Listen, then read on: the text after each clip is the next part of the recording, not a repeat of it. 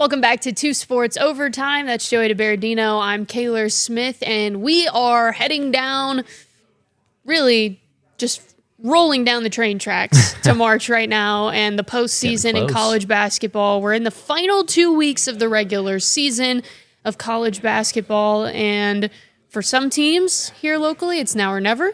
For other teams, it's just hold steady. Yeah, it's going to be here before we know it, and we've kind of seen just a really good mix, honestly, of like what you were talking about between our three teams that we cover, between Dayton, Wright State, and Miami. We've seen one just blowing everybody away, the other kind of holding that first place just barely, and another team just kind of up and down, kind of all over the place, but still questions to be answered. So we've definitely had our fair share of a variety, should we say, for college basketball for this season. Yeah, and it's been fun. Like all three weren't bad, right? We got a mixture. Yeah, could you imagine if all three were all undefeated or something like that? What would we do? Where would we go? Yeah, really. Joey, where should we go tonight? They're all three playing. Hire a third sports person for that. Everybody's a beat reporter. Anybody for one of the teams. Yeah, really. Internship? But yeah, it's been an interesting regular season, and now as we get ready to close it out in three different fashions with the conference tournaments here on the horizon, it'll be interesting to see. Yeah, for one of them. God, could you make a pun out of all three? Across the Atlantic, the horizon. I don't have one for the Mac. I don't know. They already have a good one with Maction, I know. Yeah. We'll get back to you on that. we'll work on that next week. But we might as well here kick it off in talking about the Dayton Flyers. I want to say something like Mackinon, but that's like not at all what we're going for. I guess both are kind of ship related, but I don't know about Mac. Oh, anyways. After seemingly, it's been a kind of an up and down year, but a really rough stretch, which was Dayton losing 5 of 6, which was highlighted by, we're going to get to see that again, a little Keontae. 4-game losing streak. Dayton's now rattled off 3 in a row. Something you want to see Look after. Look at AG smiling. He took a picture with those kids right before that. Really? Yes. Something you havened seen too much of this season. And I asked him about the way that. It's gone. That was what you were watching yesterday. I asked him about that. Like, it seems like you're a little looser today, a little more smiley. You're taking pictures with fans. And he's like, I think I'm the same all the time. I was like, well, I've never seen you take a picture with a fan like that before. Do you normally do that? He goes, when they ask. Yes. He is stoic. But it's, obviously a reason to smile. After the rough patch of air, they were kind of trying to glide through and navigate through, to get three straight wins and that signature one on the road against George Mason. Hopefully now, really some good momentum building up into this next one, which would have already happened against 23rd ranked St. Louis. But the one you're watching here was a home win over Duquesne. And it marked now 3 consecutive double-digit victories now for the Flyers too. So not only have they won 3 in a row, they've won 3 in a row by, I think the fewest was 12. So of those 3 games. So Amel Latong, A10 co-player of the week for his efforts. He's kind of been shining in these last couple games, and it's been kind of good to see them kind of back on their horse a little bit after that rougher stretch. Yeah, it seems like everything's kind of coming back together the way we saw it it's reminiscent of the beginning of conference play on that 5-game win streak, just being in sync, that the passing is on time, the alley-oops are there, that chemistry is kind of back, and maybe that was, part of that rough stretch was to do with they didn't have their regular rotation, and so, some of that chemistry got lost when you're losing some of those guys that you've been doing that with for the first 3 months of the season. Everybody got sick one week, and there was a handful of people that got hurt before that, and so, AG kind of talked about that after the game too, how it is nice to have their full rotation back and depth back on the bench, but at the same time, they had to adjust for so long being out guys that now they're almost having to readjust with all those guys being back and kind of how to put those pieces in. Putting them back in. Yeah. It's been interesting, and it's what you want to see for any basketball team. Forget everything that's happened from a week ago, a month ago, whatever it is. As long as you're playing your best basketball at the end of February into March, that's all that matters. And now a great opportunity after the most lopsided loss in the Anthony Grant era a few weeks ago, on the road, falling to St. Louis, 102-71, just a brutal loss. Nothing went right. Everything went right for St. Louis in that game. But now they get an opportunity to try to get one at home, and a big upset at that. Now, St. Louis was 18th at one point. They're now 23rd. But the Flyers, as of this recording, would have already played. We were recording this on Tuesday, and the Flyers are in action on this Tuesday. But you are hearing us chat to you here on Wednesday. So if the Flyers can, take down St. Louis at home to make it 4 wins in a row, I think it kind of will restore almost complete faith in the fan base that this team is possible of going on a run in the A-10 tournament, is possible, has an opportunity to try to make it back to the NCAA tournament. So, and they do have an opportunity. I'm looking at the standings right now. They do have an opportunity to keep moving up the ladder in these last couple games. 100%. Right now, they're tied for third with George Mason and St. Joe's, and so should they, be able to grab a couple more wins, we're not saying they're going to win a regular season title because let me see how many games are left. Assuming SLU lost out, I guess it is still a possibility. Right. But tough climb. Obviously, we're not going to predict that that's going to happen, that Dayton's going to win out and SLU's going to lose out. Right. At minimum, I don't think SLU's going to lose out. No. So, but Dayton can do what they do. Dayton can keep moving up the ladder, potentially, solidify that third place spot, move above the George Mason seed. and St. Joseph pack.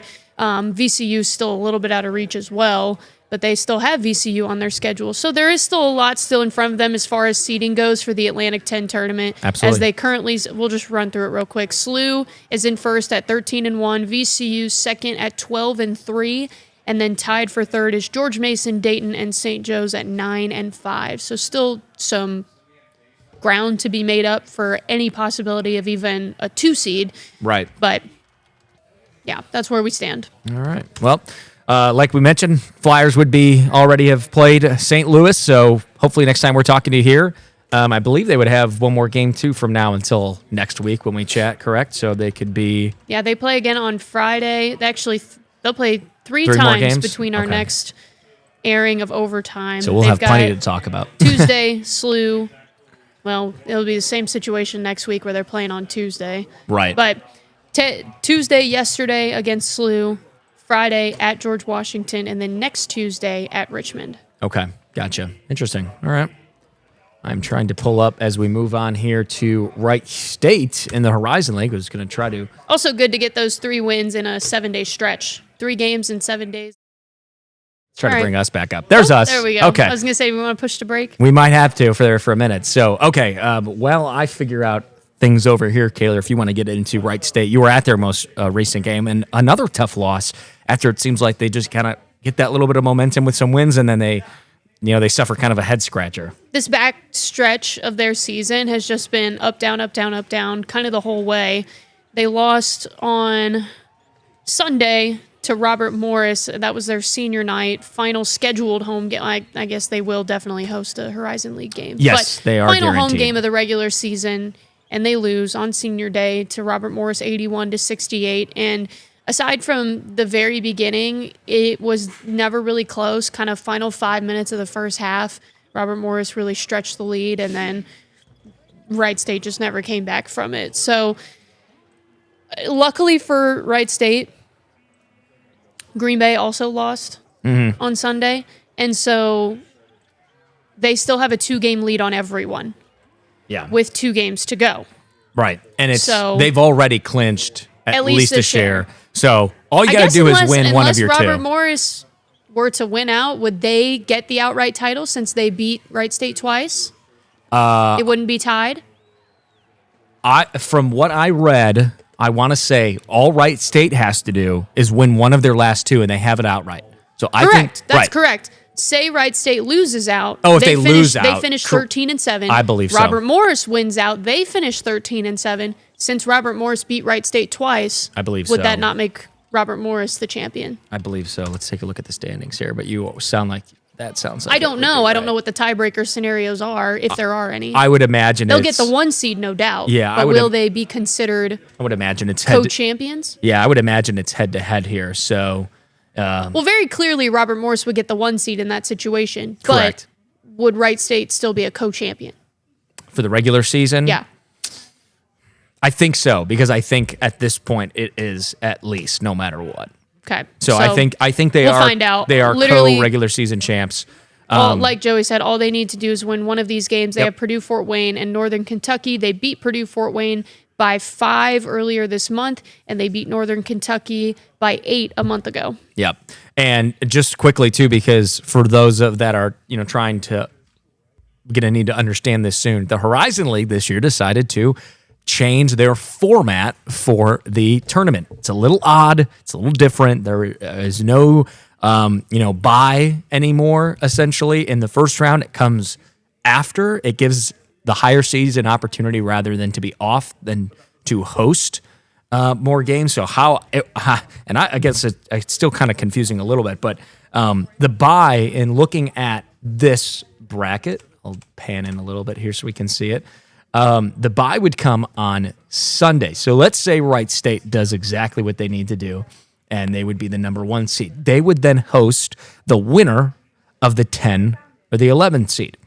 Now, after that, assuming let's say they beat that team, then they would have that bye in the second round.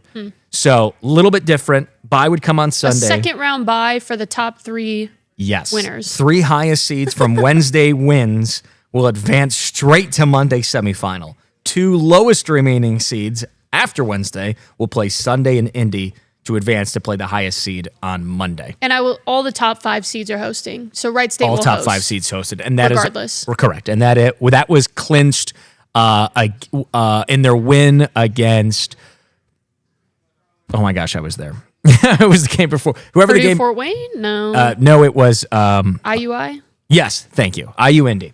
So after the IU Indy win, they clinched that at least a top 5 seed, which they will host. So we are guaranteed to have 1 game at the Nutter Center. So a little bit of a different kind of setup.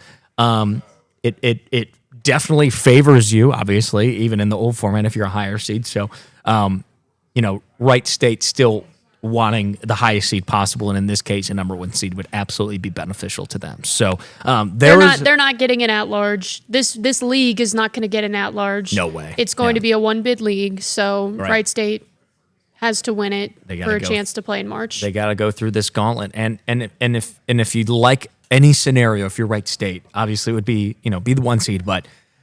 Gosh, to get another. Maybe they don't want to play Robert Morris. No, they don't. You're gonna. Play Robert I'm Morris thinking again. they're gonna. I'm thinking we're gonna. That's what we're gonna see. Yeah. I think it's gonna be Robert Morris. I mean, it may not, depending on how the seeding lines up. But if it would be, then the way they reseed it, they'd be on opposite sides potentially. If let's say it's Wright State 1, Robert Morris 2 or whatever. We're shaping up for at least a potential Wright State Robert Morris semifinal or championship.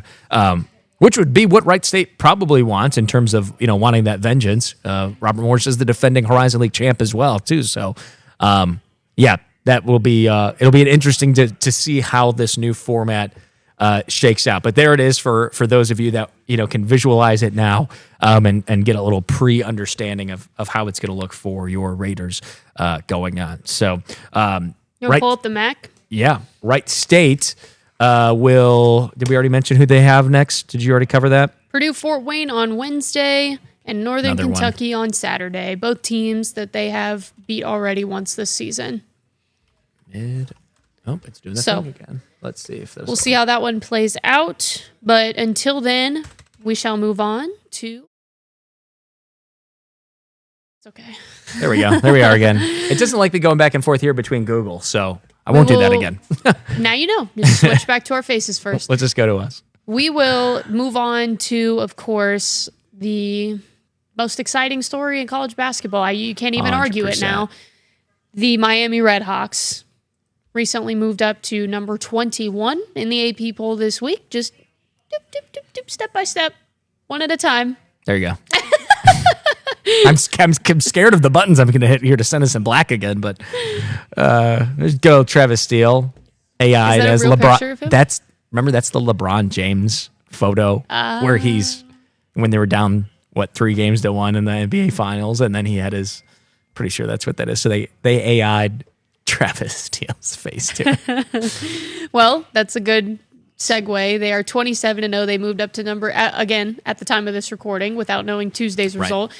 But they moved up to number 21 in the poll this week. Like I said, just kind of bloop, bloop, bloop, bloop, one at a time. They just started at 25, and 6 weeks later now, they're at 21, despite being the only undefeated team in the country. And people are really, really hotly debating still whether they should be in or not.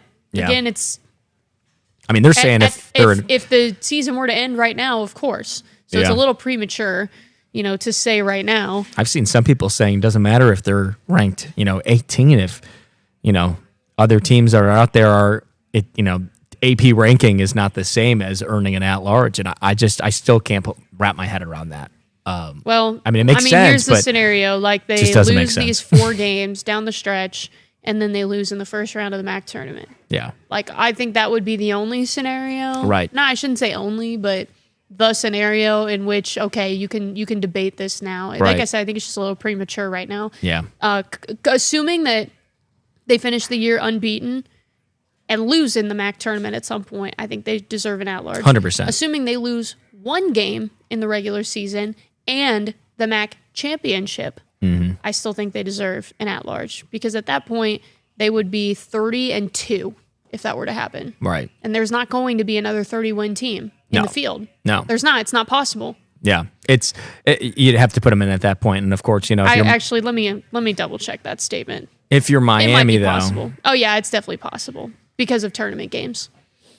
That's true. For like Duke, Arizona, Michigan, UConn. But regular season, Gonzaga right? has 27 wins. So, not regular season. Right. No, it's not possible anymore regular season, except for maybe Gonzaga. Let me see how many games they have left. Gonzaga has 2 games left, so no, they cannot reach 30 wins either. So Miami has the ability to be the only 30-win team in the country heading into... Yes. So, if you're Miami, obviously... Pre-conference tournament. Right.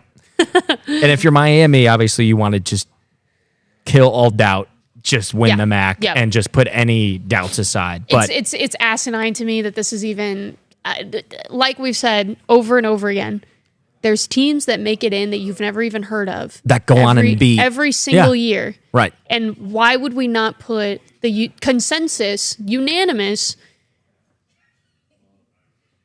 winless team? I know.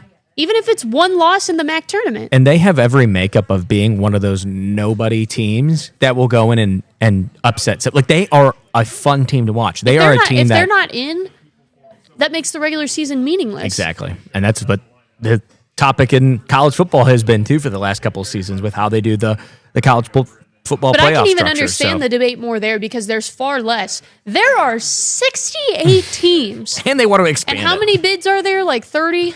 Yeah, it's half. So you have 38 extra. I know. And they'd be a fun team to watch. Like I said, I think they have all the makeup of one of those teams that, they're going to get, let's say like a 15 seed, right? 11 seed, whatever they would, let's say they get 15, okay? They're going to go play what? A 3 or a 4? It'd be a 2 if they were 15. So yeah, play like a Houston or, it would be a tough draw. It could, it'd be a tough draw, but here are the 2s could right now. Totally see them beating a team like that. Actually, let's just say what bracketology has Miami at right now. 11, playing 6 Wisconsin. That's CBS bracketology. Okay. See, 11 seed. And if they're an 11... Wright State is at a 15 as the presumed Horizon League champion. Wow. Playing 2 Iowa State. Oof. And the first 4 is interesting to us here, of course, Absolutely. In Dayton. Right now, my Missouri Tigers for the last 2 weeks have been projected to be here in Dayton for the first 4. That would be awesome. Yeah. Right now, CBS has them playing Cal in an 11 seed game, as well as New Mexico and TCU in an 11. Howard and SEMO, Southeast Missouri, in a 16. And UMBC and Bethune-Cookman in a 16. Both of those of which played Dayton this year at UD Arena. Wild. Well, we'll be keeping an eye on how things shape out for the first 4. Of course, we're going to be talking about it at length here with the home of UD Arena. I suspect that this picture is still up. It's great, right? Travis Steele, 27-0. This is what we need to be using on our monitor behind us. Yeah. Forget the fancy graphic. Let's just do this because this is better. Just update that number. Yeah, exactly. So once again, as of this recording, Redhawks will be playing Eastern Michigan on Tuesday. So we will see how they fare in that one and if they can continue to climb and try to finish off that regular season undefeated. We will take a short break, and when we come back, we're going to give a little recap of Team USA in the Olympics, as well as Red Spring Training underway. That and more coming up here on 2 Sports Overtime.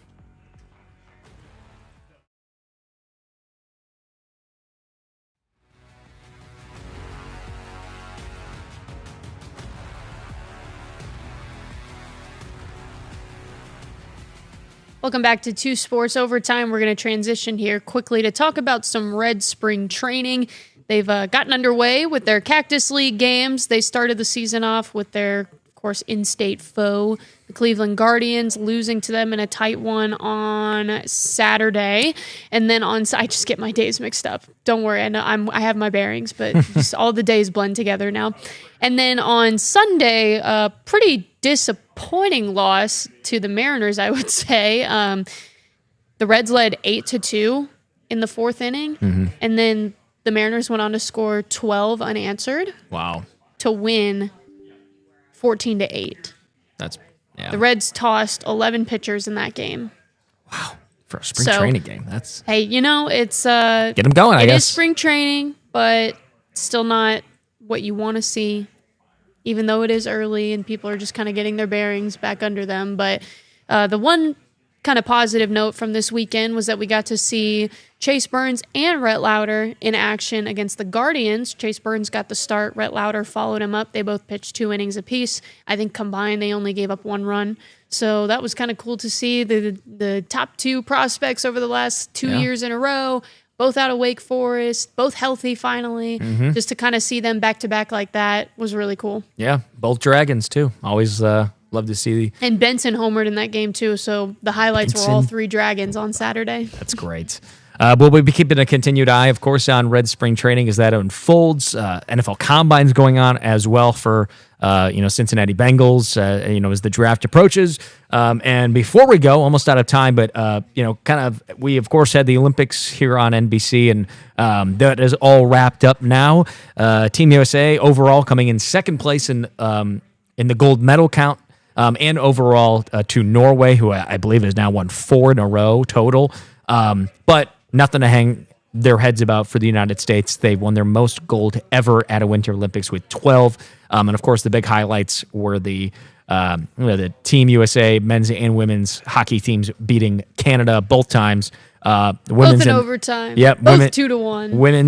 Women's both in overtime, and men's as well. And it was super cool to see everyone kind of rally around those teams, and the story, the picture of them holding up Johnny Gaudreau's jersey, the former Columbus Blue Jacket. Him and his brother were tragically killed. And Blue Jacket that got the golden assist. Yes, was Werenski? Yeah, and so Jack Hughes. That image of him with his teeth knocked out with the American flag draped over his shoulder will be a legendary photo that will land in man caves and basements to come. So it'll be bars, exactly. So if you were a fan of America and a fan of good sports, you got to see some great stuff on display over in Milan, and that was of course the men's first gold since the 1980 Miracle on Ice year.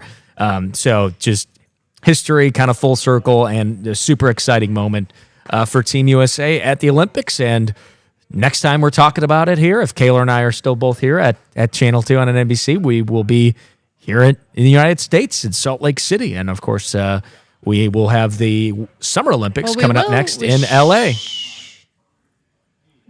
No, both of our contracts are up before then. We'll see. But we might be here. You never know. Could be 2 new people sitting here. Or me. Or just Kayler. We never know. But one thing's for sure. Just kidding, boss. Yeah, Olympics will be here on your home of the Olympics, Channel 2 NBC, and an exciting year in the books. So hopefully you got to catch a little bit of that action and root on some of your favorite teams. And a good year taking home 12 gold. So that wraps things up here on 2 Sports Overtime. Next week, same thing, more basketball, a little bit more baseball as we get closer to opening day, and, of course, much more right here on 2 Sports Overtime.